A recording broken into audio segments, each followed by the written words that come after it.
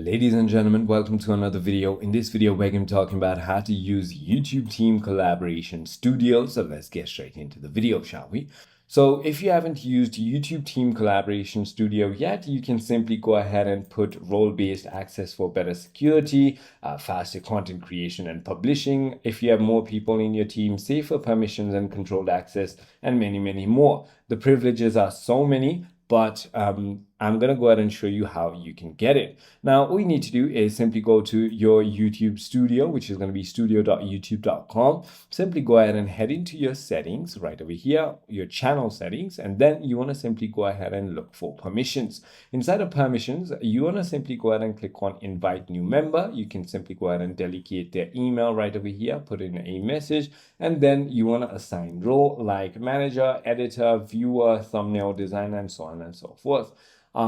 YouTube has its own specific rules. You can check it out, and then you can simply go ahead and send the link or send them an invite on their mail. Once you simply go ahead and do that, they can simply go ahead and do whatever you have given them permissions for.